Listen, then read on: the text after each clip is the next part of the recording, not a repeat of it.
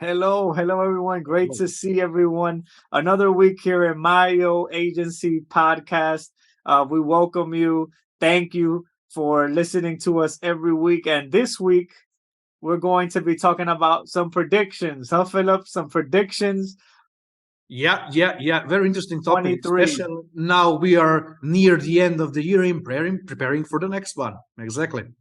Exactly. So it's important to see. We're going to be analyzing, just so you know, a lot of the information we're going to be talking about here is from different analysis that's been done from different reports and data from marketers on what they're planning to do in 2023, and also results from what's already happened in 2022. For example, one of those reports is the social media marketing industry report for 2022. Of those who want to go check out that report, I found it very valuable. So it's the 2022 social media marketing industry report. You can look that up and then I download it. That's just one of the reports that was used while we're to make some of these predictions that we're going to talk about in today's episode. So yeah, let's get going, right, Philip? Let's talk about let's first start to talk about um B2C, right? We know that there's B2C and B2B. Let's start off with B2C. One of the predictions is that we continue to see more companies using Instagram. So Instagram is increasing in popularity. For those who don't know, Instagram actually this year transitioned from their photo carousel style posts, which still exist, but they've literally changed their branding and said they're more of a video platform now. So we've seen that as they've continued to push reels, continue to push stories, continue to push short form video content. So I think that will continue in 2023. We're going to see more B2C companies using reels, using short term video content to grow their business and using organic activities on Instagram, but specifically with video, short form video.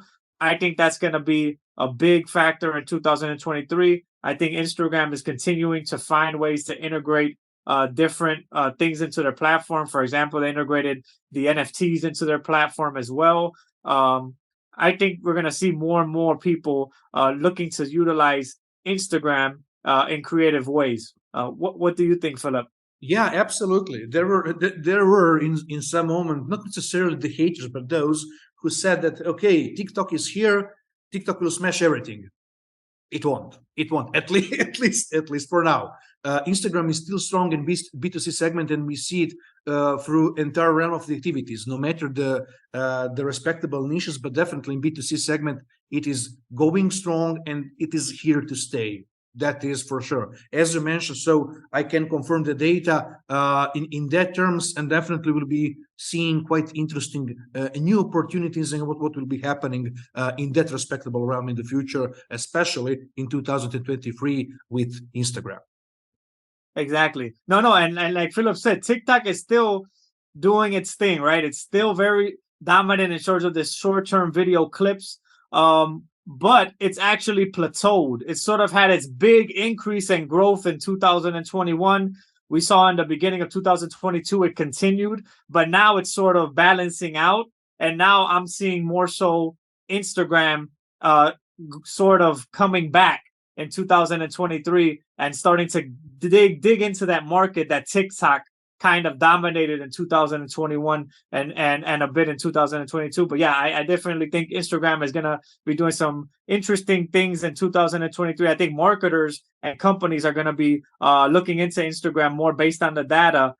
It's we see a lot more people, and inclusively the data says that 79% of marketers are looking to increase their activities on Instagram. So that's an interesting number there for those Mhm. who like the numbers aspect. So now let's go to the next prediction, Philip. Which going we already spoke about it a little bit here with Instagram. The next prediction is focused on the type of content that we see sort of being pushed more in 2023 and being a main focus for content, and that's short form video. It's just totally dominated this year with right. We just spoke about Instagram with the reels and stories. We just spoke about TikTok as well briefly, and I think short term video format is going to continue to dominate because of people's short attention span when they're browsing online. So I believe that that's going to be a big factor. We see also YouTube in that short video with their shorts, right? We also see TikTok as well, like we just mentioned. So we have those three platforms that, if you notice, a lot of their focus has shifted somewhat into that short form video format, right? Instagram with reels and stories, YouTube with YouTube shorts, and then we have TikTok, which is basically all based on short form clips content. So that's something to look out for. I think it's digestible. It's content that could be easily shared. People could easily get the message in a digestible short format, and it's working so far. And it worked in 2022, and I think we're going to continue to see that increase in short form video content. What do you think, Filip? Yeah, it's absolutely clear expectation that we can see, and we will see in the future, the short form content going further. The same thing as we mentioned previously, not only in B2C but also in B2B segment. It means both for podcasts, for both audio, video. It is kind of regular stuff, especially due to the concentration and the time span required to listen, hear, or see specific type of the content. So as you said, it is much easier to digest and consume, especially switch through and swipe through relevant content which you find valuable in terms of education for some of the purposes, and you're looking for something specific. So that is something which is quite interesting. And I'll say, from my preference, I'm definitely when we're talking about the podcast and audio, I'm always preferring the short form content for sure, because at the end of line, there are an amazing podcasts out there which are a longer formats, 1.5 hour, and some of them even longer. But yeah, for that, it simply requires time, focus, and concentration. And due to the daily dynamic and everything, and how fast people want to reach valuable resource and information, it is logical that we can expand future expansion towards the short form content in the future. No, exactly. Yeah, good points there. Let's move on to the next prediction. Right now, let's switch it up, Filip. Let's talk to those people who, right, are in that segment of like consultants, business owners, solopreneurs, people who are in this B2B segment, right? Let's talk about the B2B. Our prediction is that we'll continue to see social media activities increase for LinkedIn, right? I think a lot of you may have thought about that when thinking about B2B. I think we continue to see an increased focus on LinkedIn. I mean, a lot of people have already been seeing results via LinkedIn, strategically creating content, doing outreach, building relationships. And I think that's just going to continue and just increase for 2023. I think LinkedIn is still a lot of opportunities there to create interesting content, especially since LinkedIn is sort of this platform where I find it sort of very interesting, because LinkedIn is an interesting platform because it doesn't go in either direction in terms of short form content or long term content. It basically is adaptable to both types of content, which I think is great. You could create a long article or long post on LinkedIn just the same way you can share a short, precise video with important information. LinkedIn receives both well, and the audience just what's more important for LinkedIn is you showing your experiences, sharing your insights, and being of value through each post that you put to your network. So I think LinkedIn is definitely still big opportunity in 2023. Your thoughts, Filip? Absolutely, absolutely. I personally prefer LinkedIn simply due to the respectable role in which I'm sitting in the way I'm connecting with people. Also, LinkedIn and its option is pretty much amazing. And that is LinkedIn groups. They're very interesting, and in combination with that, also Facebook groups still stand strong in the B2B realm. You can see so much amazing groups, very active, very proactive, having a big number of members who are actively working together. And also, what is very interesting these days is even expansion towards the Slack groups and Slack communities.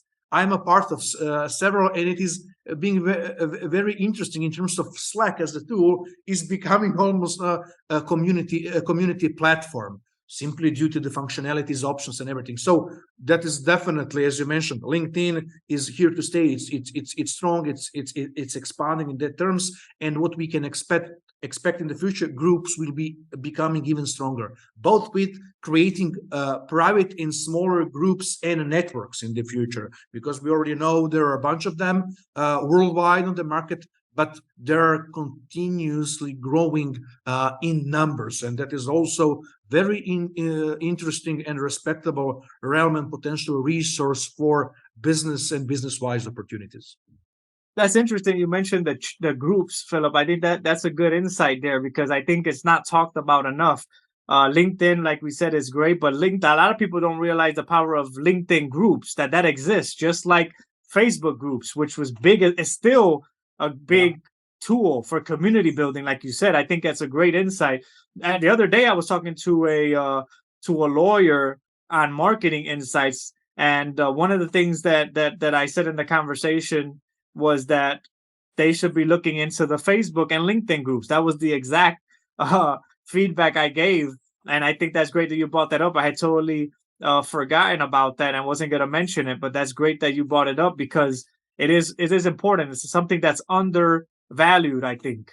The groups, yeah, especially Slack. Like you said, I'm in a Slack group, for example, that I'm not able to connect to it all the time, but it's Mhm. a group of consultants, entrepreneurs, Yeah. right? And it's sort of like you said, it's just like a community of people sharing insights, which I think is very interesting as well. That Slack is being used as this same way as Facebook groups and LinkedIn groups, which is valuable because as you build a community, that's where you build that trust, and then that's where referrals can come, partnerships, a whole bunch of different opportunities. Absolutely, absolutely. In terms of business opportunities, as you mentioned, and leads and whatever, groups are an amazing resource. I know quite a bunch of business coaches, consultants, accountancy companies, lawyers who are through educational marketing and being highly invested into the groups, they receive some of them even above 50% of overall clients and customers in their repository. Why? Simply being out there, active, practically helping and supporting people, educating people. And it is a machinery which drives them relevant leads. And all those people already know them. They have a social proof.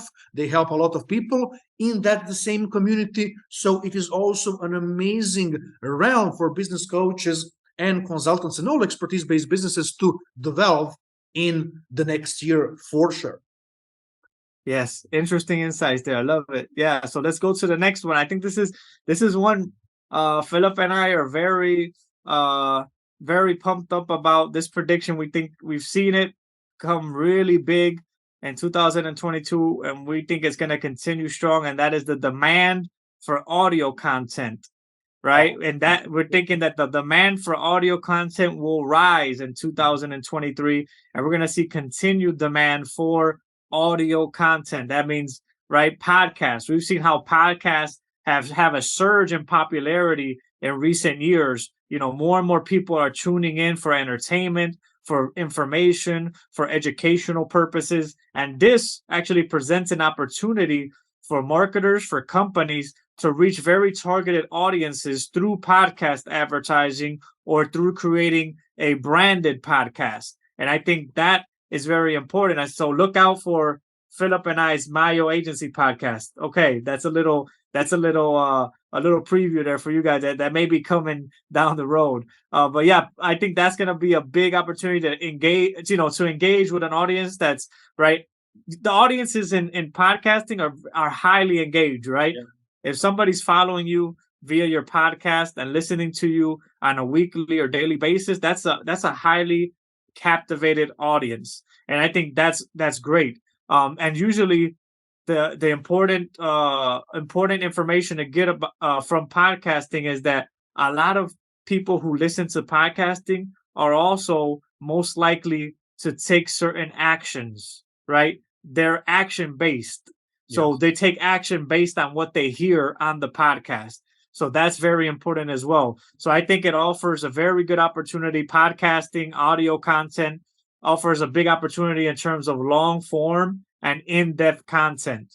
That could basically be providing valuable information and building trust with your listeners as you build the podcast and audio content. So I think that's great. We've seen the increase with Twitter Spaces. Yeah. We've seen LinkedIn after Twitter Spaces, podcast went right, crazy growth, and then Twitter Spaces came out. Twitter Spaces has been having a lot of growth. Now we have LinkedIn now came on board and has its LinkedIn audio events as well. So you can actually create audio events on LinkedIn where people just connect and listen in. It's an audio event, which I think is interesting. And also, I believe Reddit has a feature that they've rolled out for the same thing, sort of like an audio space that you can open within a forum. Very interesting audio content. I think it's just going to continue as more platforms integrate and build out the tools so that people can make these audio spaces happen. I think it's a big opportunity. What do you think, Filip? Absolutely, absolutely. I'm hearing on a daily basis from the people who are interested more and more in listening to the content, to the podcast, and everything. And in the end of line, when you see and watch the big players, the activities and changes and upgrades like this one you mentioned for LinkedIn, it's happening for a reason, because there is a demand. Also, what is happening, and I hear that quite often from business coaches and consultants, generally speaking, from expertise-based businesses, everybody's now starting the podcast, blah, blah, blah. There is no reason for us to start. It's wrong. Why?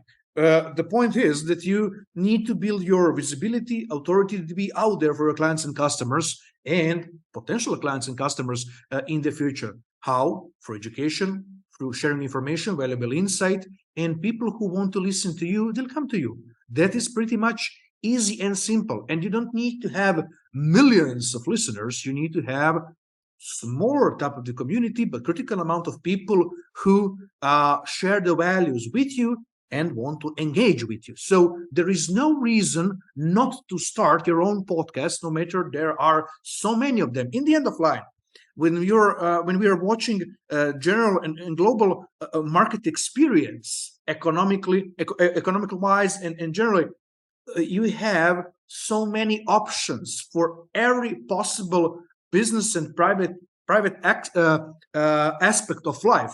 But that is not a reason for you not to start doing something which will be enhancing you, putting you in the position of authority, building the visibility and everything else. So that is something which I would definitely suggest and advise to the audience to start doing. Not necessarily hosting their own, but be as a valuable resource and guest within existing podcast organizations and similar. Why not? Exactly. I think if you're not doing it and you're trying to say that there's too much out there, it's just an excuse to not take action. Because at the end of the day, we know that continued business growth and success comes from adaptability. Yeah. You have to be able to adapt to what the consumer is doing, their behaviors. So if the consumer is behaving in a way of consuming content via audio more than other content, then why are you going to go against what the consumer wants, right? If the consumer wants more audio content and the data shows that they're consuming more, give them what they're looking for and just, do it in a way that's unique to you. You don't have to copy other people, right? You do it in your unique way, but you have to do it through the channels that the consumers are most active on. So I think that's very important. Yeah, and right now audio content is showing big opportunities, like we stated. So I think that's a big one for 2023. Podcasting, using platform tools like Spaces, live chats, etc., live audio events to build your brand. Very, very important. And yeah, to sum it up, the last, I would say, point or prediction is, I think that Facebook is still going to be the main dominant platform. Facebook has been declining. Let's get it straight. Facebook's share of the market has been declining, but they still are the most used by marketers. It's just their reach is still incredibly large. It's hard to avoid. Like, they are still the platform with the most reach, and even though they're in decline, they are still the top platform that's being used in terms of marketing, in terms of advertising.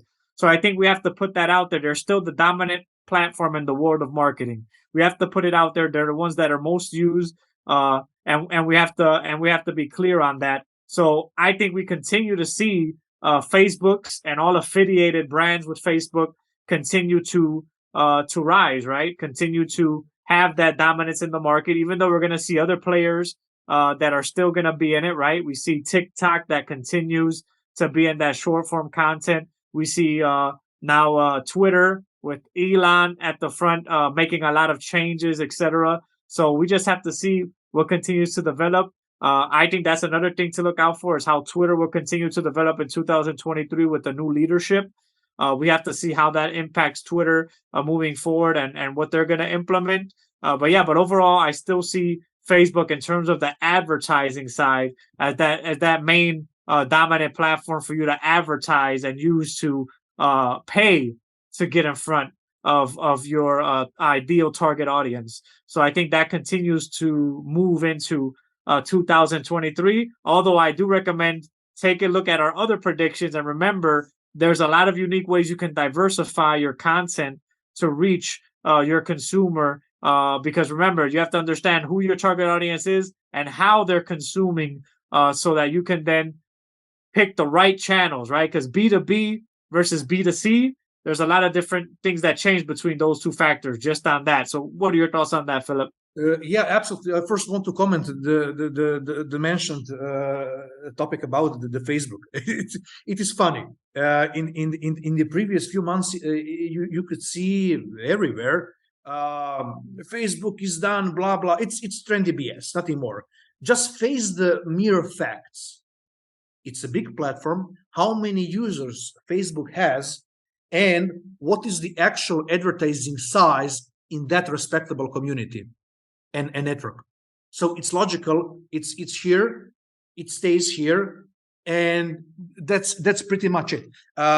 Considering the other thing you mentioned, the difference between B2C and B2B, one thing is for sure. Nowadays, having so many opportunities, networks, communities, platforms, etc., for people, businesses, B2B and B2C, it is quite challenging to decide which path they want to follow. In B2C segment, the challenge is even bigger. Why? Because budget-wise, organization-wise, logistically-wise, you need to cover almost everything to be out there, visible, etc., etc. In B2B realm, it is slightly easier. Why? Because you don't need to have everything, but you need to have a razor-sharp focus on smaller chunk of networks, platforms on which you need to be active, proactive, very consistent, and patient, because there are no results from today until tomorrow. That is not happening in any respectable type of business. No matter we are talking about B2C or B2B, it is what it is. And yeah, that's it. I agree. I agree with that point, Philip. It's basically, yeah, it doesn't matter the predictions, which platform is growing the quickest or the most. At the end of the day, like Philip just stated, it's all about experimentation and analyzing the data and taking action taking action, putting content in front of consumers and analyzing that data so you could understand, is this something that people are engaging with? Is this something that actually is getting results or not? If not, you have to then reiterate, change, and then test again. So that's what marketing is all about. It's constant testing, constant experimentation, and until you get the results. But that's not guaranteed. It may take you a month. It may take you 3 months. It may take you 6 months until you find that, right, that optimized form of content that gets you the best results. And that's just the way it is, right? There, like Filip said, there is no magic formula in marketing that will guarantee you certain results because you're on a specific platform or because you're using a specific strategy. It just doesn't work that way. But we can, using data and using our experience, try to make quicker, better decisions, right? So you could get there a lot more quicker and efficiently. But still, there's a lot of unknowns on the way that you just have to deal with it while you're going. So I think that's very important as well. So yeah, to summarize, basically, if you're in the B2C segment, the predictions are that there should be a high focus on Instagram and short form video content, right? So that's it. Instagram is gonna continue to be a strong force in 2023. TikTok, even though it's sort of plateaued, it's not as growing as quickly as before in terms of the user base, but still significant. You have to be on there in terms of short form content, and B2C. I think it's still a big factor in 2023. And also B2B, LinkedIn. Our friend LinkedIn continues to be a big factor in B2B businesses in 2023. So continue to experiment on LinkedIn with short form video content, long form articles, right? Just that's the cool thing I like about LinkedIn. It allows you to create in different ways. So short form, long form. So I think that's important as well for B2B. And then for both B2C and B2B, we see the audio content is coming in, podcasting, audio spaces, audio events, big as well in 2023. So that's it. Those are our predictions for 2023. Small emphasis on communities, both groups on social networks and private communities on Slack, on WhatsApp, whatever, but which are niche specific.